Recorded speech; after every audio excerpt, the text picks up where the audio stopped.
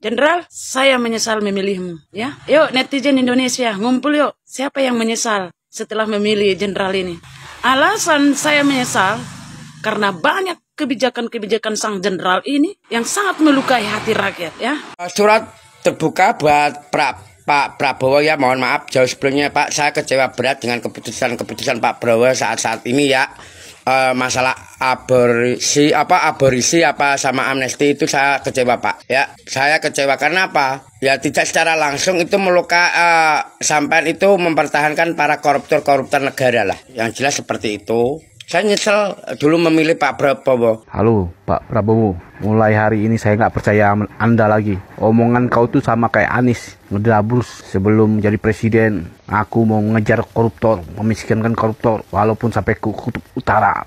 Bersemangat-semangat, tapi nyatanya setelah aparat susah payah menangkap koruptor, kau enak kali ngasih kebebasan, mengampuni. Begitu saya dilantik jadi presiden, saya akan membebaskan semua koruptor. Akan saya bebaskan semuanya.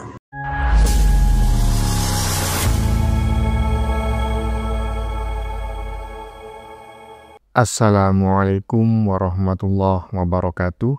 Saudara-saudaraku sebangsa dan setanah air, dimanapun kalian berada, semoga kalian selalu dalam kondisi sehat walafiat. Berjumpa lagi dengan saya di Gaspol Update. Kami bukanlah buzzer pihak manapun, kami hanya menyajikan keputusan ada di tangan Anda. Teman-teman, ini ada video yang menurut saya cukup menarik, yakni tentang gelombang kekecewaan dari banyak netizen yang ujung-ujungnya menjadi gelombang penyesalan ya. Menyesal memilih paslon 02 pada Pilpres 2024 lalu ya. Walaupun memang ya calon yang berkompetisi pada saat itu ya memang nggak ada yang layak dipilih selain 02, tetapi tetap saja ketika melihat tingkah pola setelah terpilih ya kan, setelah dilantik dan menjabat beberapa bulan macam kayak gini, maka tidak berlebihan menurut saya banyak pemilih yang dulu memilih 02 menyatakan menyesal ya kan. Jadi intinya jangan salahkan jika para pendukung 02 dulu kini banyak yang menyampaikan penyesalan. Saya sebetulnya juga menyesal gitu ya. Bukan menyesal milih 02-nya gitu ya. Karena memang nggak mungkin juga saya memilih atau mendukung 01 ataupun 03. Tetap 02 ya, karena di situ ada Pak Jokowi. Cuma ya tidak bisa dimungkiri bahwa saya sangat menyesal. Ternyata ya kan, tukang kayu nyalinya jauh lebih besar daripada seorang mantan jenderal. Aduh. Ya memang tidak seperti yang dibayangkan banyak orang ya. Ternyata tukang kayu tetap lebih berani dan lebih besar nyalinya. Nah, bagaimanakah videonya dan bagaimanakah respon netizen? Mari kita tonton bersama. Kemudian mari kita komentari bersama di bagian akhir video. Ini dia. Jenderal, saya menyesal memilihmu. Ya, yuk netizen Indonesia, ngumpul yuk. Siapa yang menyesal setelah memilih jenderal ini? Alasan saya menyesal karena banyak kebijakan-kebijakan sang jenderal ini yang sangat melukai hati rakyat ya. Kupikirlah dengan pangkat Anda sebagai seorang jenderal mampu melawan para pengkhianat dan penghujat bangsa. Dan ternyata Bapak sendiri bergabung dan menyelamatkan para penghujat dan pengkhianat bangsa. Bapak melepaskan koruptor dan bergabung dengan mereka. Ya, sudah lama ku pantau Pak. Semenjak Bapak tidak membela sedikit pun di mana para pejabat-pejabat tinggi ingin memakzulkan Mas Gibran sebagai wakil presiden, Bapak hanya diam. Ya, sementara Bapak berwenang sebenarnya untuk berbicara melindungi Pak Mas Gibran. Yang kedua, Mas Gibran, Bapak setujui untuk pindah tugas dan berkantor di Papua. Apa maksud Bapak? Yang saya ketahui, Presiden dan Wakil Presiden berkantor berbarengan dan bekerja berbarengan. Itu sebagai wakil Bapak untuk bekerja, mendampingi Bapak kemana-mana pun. Ini malah Bapak tempatkan dia berkantor di Papua, di daerah rawan. Kalau masalah daerah rawan itu, ada militer yang menangani itu, ada polisi yang menangani daerah-daerah rawan. Ya kan? Bapak menempatkan diri sana. Supaya apa? Sudah bisa. Saya baca Pak rencanamu. Ingat Pak, Bapak berdiri dan duduk di sana sebagai presiden karena ada Mas Gibran di sana. Lebih dari itu tidak. Bapak sudah lupa kacang akan kulitnya. Ya. Sakit hati awak. Ya, betul Jenderal. Ya kan, bukan hanya netizen barusan, tetapi banyak netizen di luar sana yang jumlahnya tidak bisa dihitung, ya kan, karena terlalu banyak. Bisa jadi 1 juta, bisa, kalau menurut saya sih lebih ya, karena masyarakat Indonesia ini kan sekitar 200 juta gitu ya, 200 juta lebih. Nah, 58% itu 100 juta lebih ya. Anggap sajalah 90 juta masyarakat Indonesia saat ini pasti merasakan kekecewaan gitu ya, walaupun memang nggak ada pilihan lain selain memilih paslon 02 pada saat itu, tetapi ya pasti saat ini mereka banyak yang kecewa. Lanjut. Halo Pak Prabowo, mulai hari ini saya nggak percaya Anda lagi. Omongan kau tuh sama kayak Anies, ngedabrus. Sebelum jadi presiden, aku mau ngejar koruptor, memiskinkan koruptor, walaupun sampai ke kutub utara, bersemangat-mangat. Tapi nyatanya, setelah aparat susah payah menangkap koruptor, kau enak kali ngasih kebebasan, mengampuni. Jangan mentang-mentang le jabatan posisi kau tuh. Harusnya kau sadar, rakyat mendukung kau tuh kirain kau udah berubah. Karena di situ ada Gibran dan Pak Jokowi. Kalau enggak karena Pak Jokowi, Pak Gibran, Anda nggak mungkin jadi presiden. Sudah 3 kali Anda gagal. Ya, nggak ada. Waduh. Kalau udah disebut goodbye ini gimana ceritanya ini? You and me, apa? And you, me and gitu. Alah, itulah pokoknya ya. Pokoknya kamu dan saya selesai gitu ya. Goodbye. Ada gimana menurut teman-teman? Kira-kira pendapat netizen barusan, komentar netizen barusan, teman-teman sependapat nggak bahwa kita harus mengucapkan salam perpisahan alias goodbye kepada orang yang pernah kita pilih dan bela mati-matian pada Pilpres lalu? Silakan tulis di kolom komentar. Lanjut. Saudara sekalian, begitu saya dilantik jadi Presiden Republik Indonesia, Begitu saya dilantik jadi presiden, saya akan membebaskan semua koruptor-koruptor. Akan saya bebaskan semuanya. Ya Pak ya. Itu janji Bapak sama kami kemarin ya Pak ya. Itu janji Bapak sama kami kemarin. Akan melepaskan koruptor-koruptor. Masalahnya yang megang setir saya ya Pak ya. Kalian kacung-kacung masyarakat semuanya. Setelah kalian pilih saya, semua saya yang megang. Kalian masyarakat yang milih saya tidak akan pernah saya dengarkan lagi. Itu janji Bapak yang jumpanya di Bapak sekarang itu ya kan. Itulah janji Bapak Prabowo jadi presiden kita sekarang. Buktinya. Ya Pak ya. Bapak lanjutkan janji-janji Bapak ya. Pokoknya semua koruptor-koruptor semuanya Bapak bebaskan. Itulah janji Bapak. Ya Pak ya.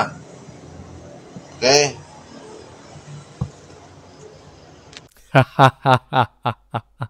Iya. Saat ini mulai banyak ya, penafsiran teman-teman ya tentang pidato yang kita dengar tadi yang sangat berapi-api, karena beberapa waktu lalu juga sempat viral gitu ya, bahwa tidak ada kompromi dengan koruptor akan dikejar sampai ke Antartika, ya kan. Nah, mungkin maksudnya adalah akan aku kejar kau ke Antartika, habis itu aku lepaskan. Aduh, jangankan di Antartika yang sudah ada di genggaman aja dilepasin kok. Lanjut. Saya dukung 3 kali pemilihan. 3 kali pemilu saya selalu mendukungnya. Saya kira bisa membahagiakan masyarakat. Ternyata menyakiti hati masyarakat malah. Program-programnya sudah nggak menyentuh ke masyarakat. Kecewa saya. 3 kali pemilu, 15 tahun bayangin saya memilih Gerindra. Ternyata yang saya pilih malah seperti ini.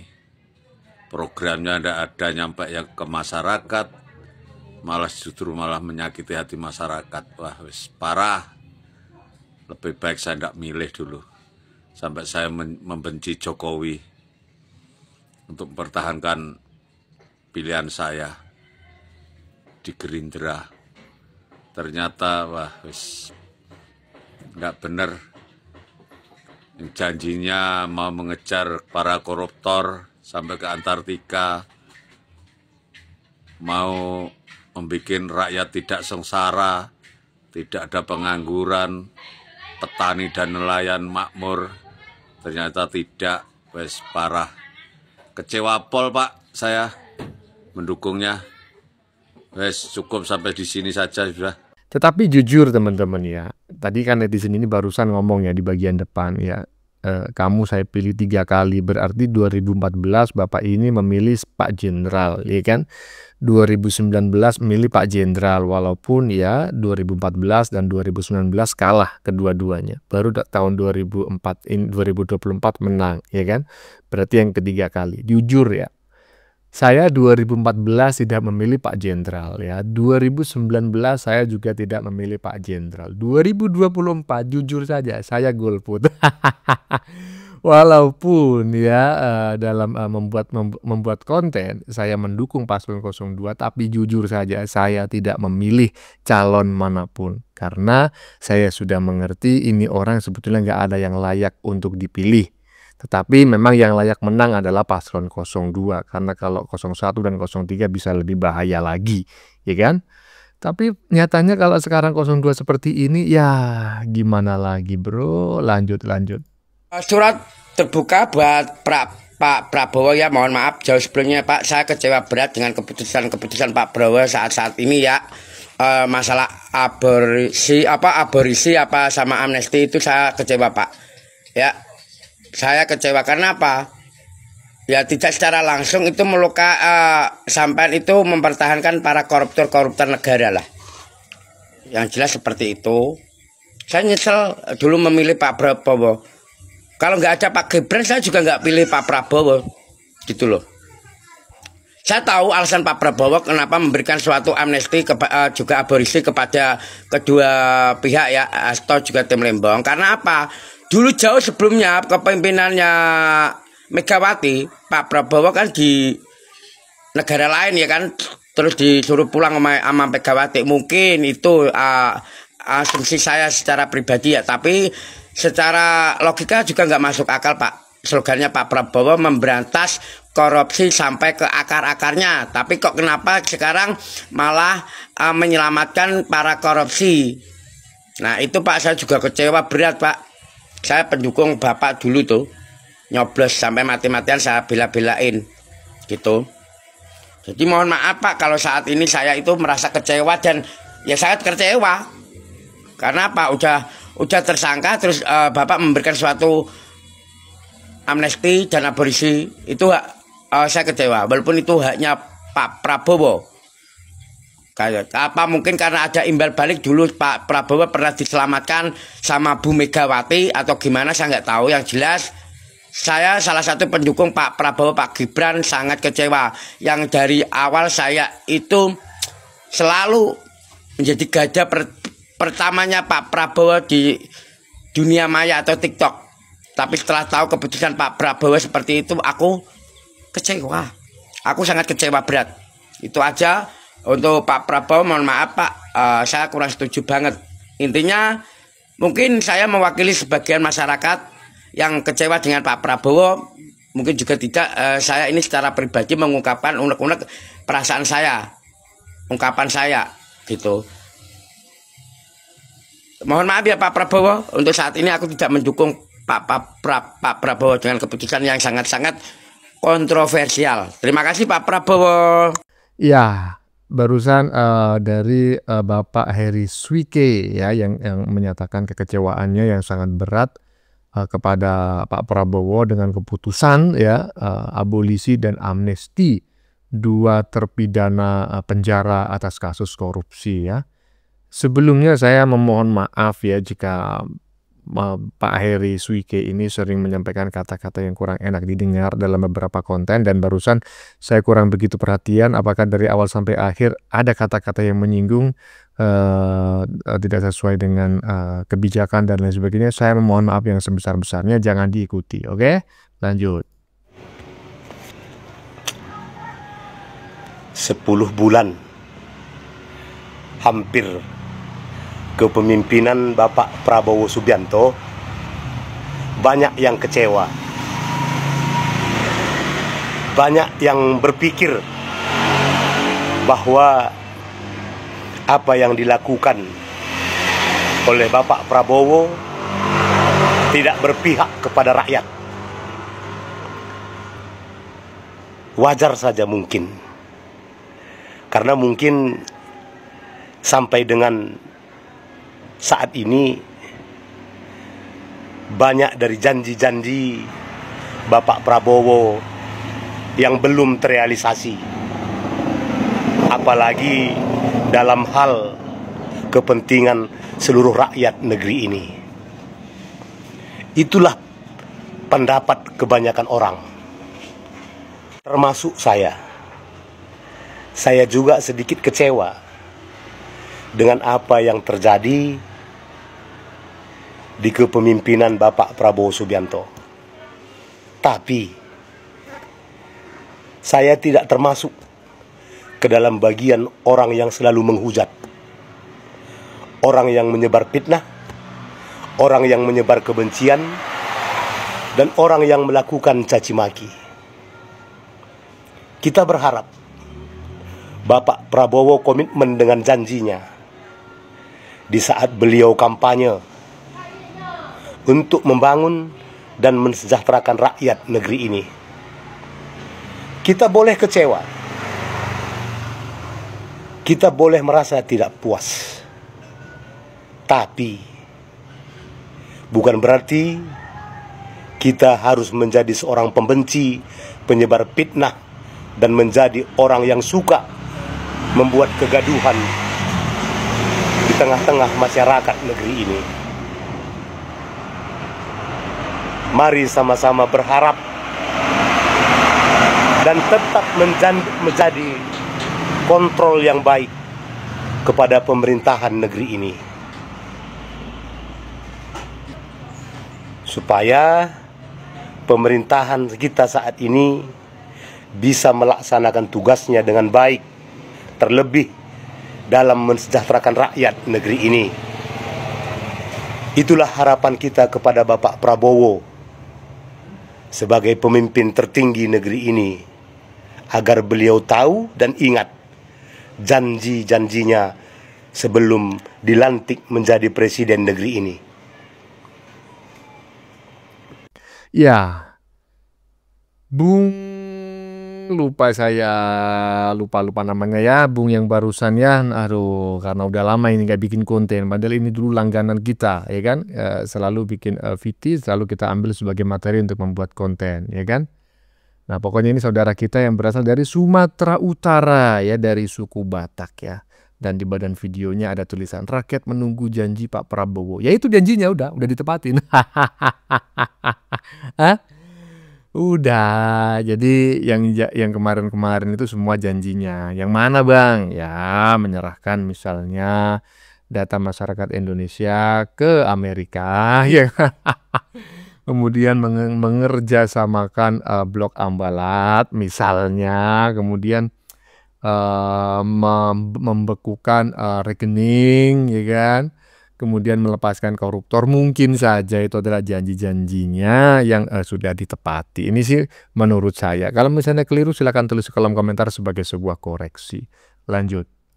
Ingat loh Pak Prabowo, ingat ya, di 2023 survei Bapak ketika belum bergabung dengan Mas Gibran, itu 25% loh Pak Prabowo. Ingat itu, survei Bapak tahun 2023, sebelum berpasangan dengan Mas Gibran, itu 25%. Hampir sama dengan Ganjar. Anies di bawahnya. Ingat Pak, artinya apa? Setelah Bapak bergabung dengan Mas Gibran, perolehan suara Bapak 58%. Ingat angka-angka itu, nggak bisa dimunafikan. Basis pendukung Bapak itu satu irisan dengan basis masanya Anies. Apa? Besar kemungkinan kalau Bapak tidak bergabung dengan Pak Jokowi, tidak mendapatkan dukungan Pak Jokowi, tidak mengambil Gibran sebagai wakilnya, niscaya kemungkinan besar Bapak tidak akan menang. Hati-hati Pak Prabowo. Bang Dasko, hati-hati Bang Dasko. Angka gas, menolak dan melawan, serta menanyakan apa urgensinya amnesti untuk Hasto dan abolisi untuk Tom Lembong. Ayo Pak Prabowo, hati-hati nih. Bang Dasko, hati-hati kau Bang.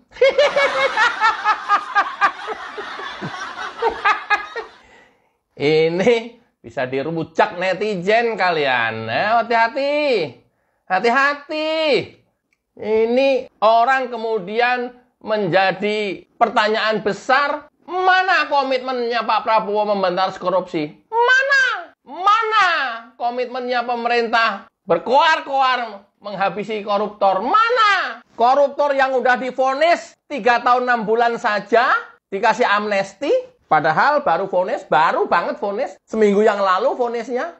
Istilah sakit, kesandung, berdarah, darahnya saja belum kering, sudah diberikan amnesti. Bayangkan, ini melukai hati rakyat, men. Ayo, Pak Prabowo, hati-hati Pak. Hati-hati. Hati-hati. Ini bakal bergulir dan dirujak netizen. Bang Dasko, ya, hati-hati Anda. Bisa dirujak netizen. Itu amnesti. Abolisi yang sedang berproses berperkara di pengadilan, Tom Lembong, sudah dihentikan oleh Prabowo. Kita tahu pemberian amnesti Hasto untuk mendapatkan dukungan PDIP.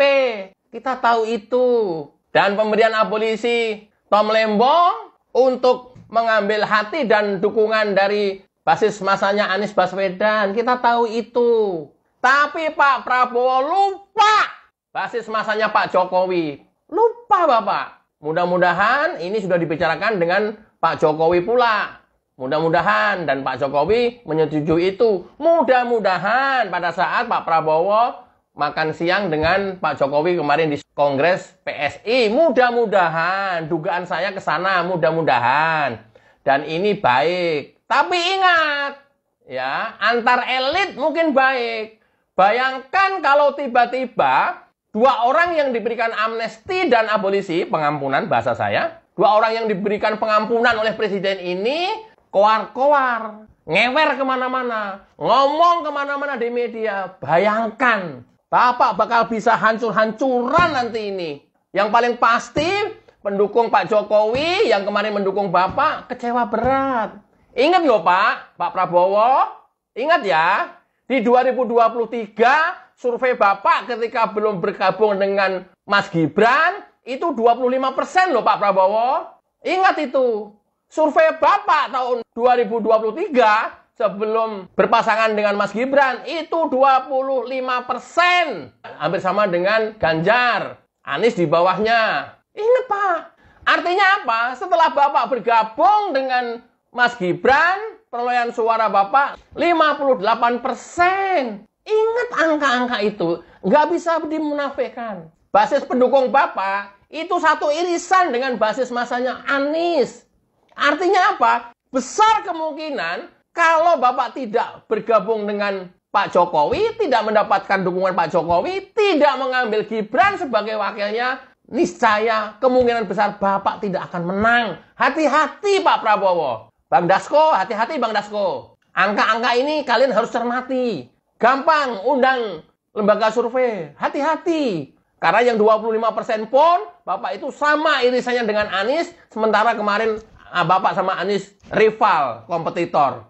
Bayangkan. Ya, satu kolam Bapak itu sama dengan kolamnya Anies. Bapak di kolam yang sama dengan Anies. Nah, ketika Bapak ke sini, ini hanya 25% yang ke bawah sama Bapak. Selebihnya ditinggal untuk Anies. Nah, ini kolamnya Pak Jokowi. Ya, ingat itu. Ingat. Nah, tuh Pak, ya kan diingetin loh sama konten kreator senior reaction politik, siapa lagi kalau bukan Bung Agri Fanani. Ingat loh Pak, ya, Anda kalau nggak ada Gibran, ya kan, nggak ada pendukung Jokowi yang memilih Anda sampai 1000 kali pun mencalonkan diri sebagai presiden, nggak bakal bisa, nggak bakal jadi, ya.